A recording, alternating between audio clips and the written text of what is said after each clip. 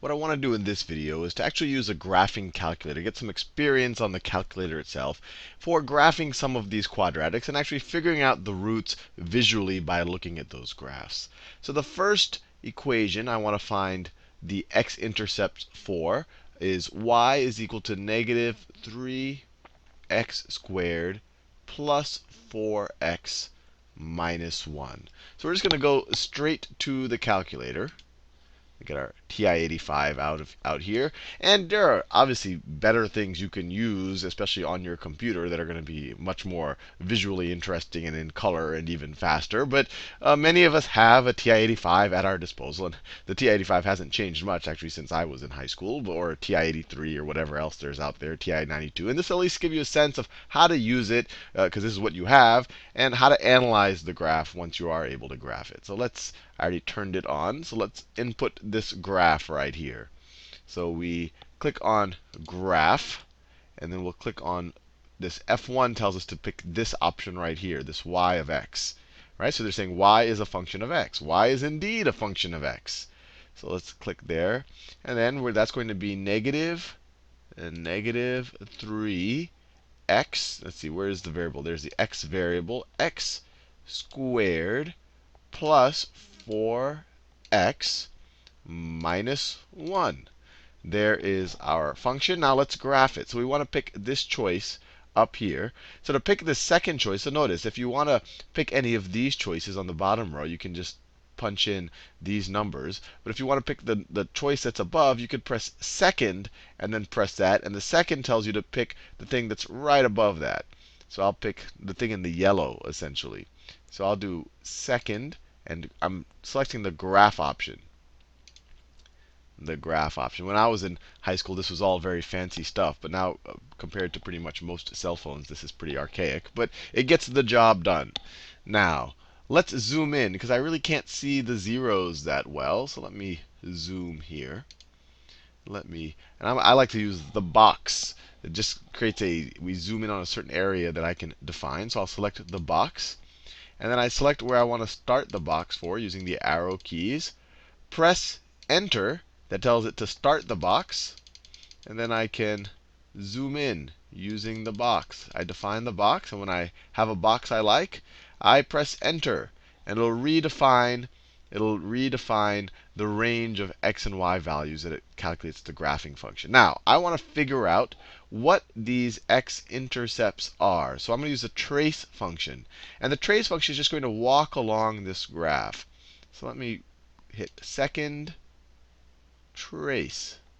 And now I'm walking along this graph. As I go to the right, it just increments the x value. We're getting closer and closer to y is equal to 0. And it looks like it happens right at about 1. Right as I cross 1, I'm crossing y is equal to 0. Right? Y is a very small positive number here.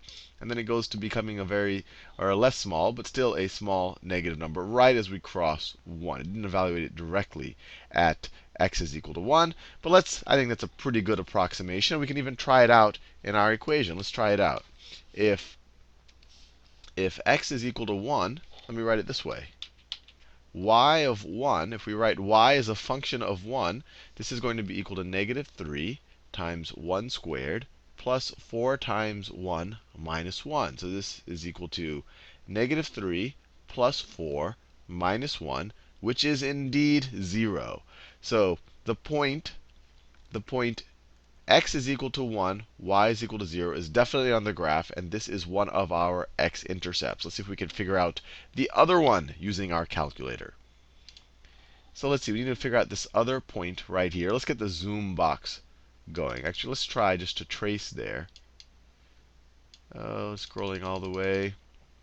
It looks like it's around 0.33. Looks like it's around 0.33.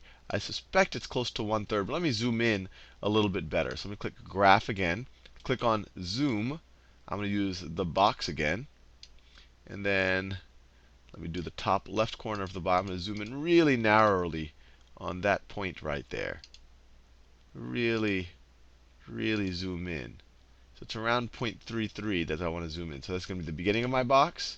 And then let me go right below the y-axis, and then go right above 0.33. And so it's really zoomed in on that y-intercept right there. So now if I trace it, I really should be able to figure out what that value is. So let me do second and trace, and keep scrolling. So it's a little bit more than 0.33. It looks like it's really approaching 0.333333, which is 1/3. Looks like it's 0.3 repeating.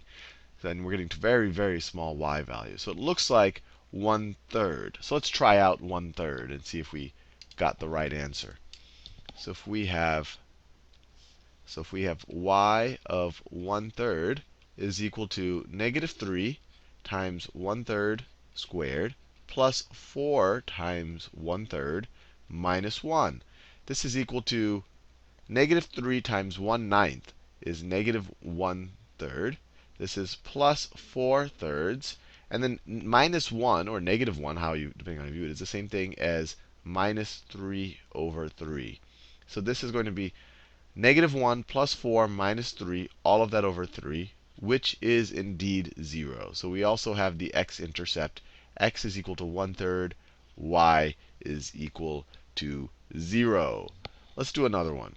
Let's say we have 1/2. Let's say we have y is equal to 1/2 x squared minus 2x plus 3. Let's see if we can get its roots, or the zeros of this equation, where it intersects the x-axis. So let's get our calculator back, and we're going to have to zoom out of this thing. So let me do zoom. See, I don't know. I think I can just do the previous zoom. Well, the previous zoom is still a little bit not too zoomed in. Let me do the previous zoom before that. Oh, I guess it keeps zoom previous. And then if I do another zoom, oh, it just keeps alternating between the zooms. So maybe I have to clear out. I am not an expert at this. All right. So let me just input my new graph. So it's 1/2 x squared. I could write that as 0.5 x squared minus 2x plus 3. And then I want to graph this. So let me second and graph it. Oh, it's still on that super zoomed in version. So let me zoom out. Zoom. What's zoom? Maybe. Oh, there you go. Zoom standard. That resets it. There you go. That's all I had to do. The standard zoom. So you see, let's see, where does it intersect the x-axis? Well, it doesn't intersect the x-axis. It just goes down here and then keeps going up. So this quadratic function right here will have no x-intercepts. I mean, you can see it graphically here. It does not intersect the x-axis. So if you're trying to solve the equation, 1/2 if you're trying to solve the equation 1/2 x squared minus 2x plus 3 is equal to 0, what you're essentially trying to do is say, what x values give me y is equal to 0 here? We just graphed it. It never intersected the x-axis. It just did something like this. It never equaled y is equal to 0. So this right here will have no real solutions. And I use the word real in the mathematical sense. There are no real number solutions. We'll see in not too far off in the future that there are things called complex numbers.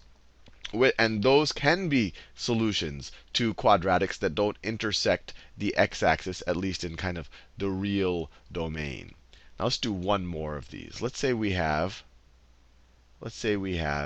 x squared plus 6x plus 9 is equal to 0. And we should actually be able to factor this in our head.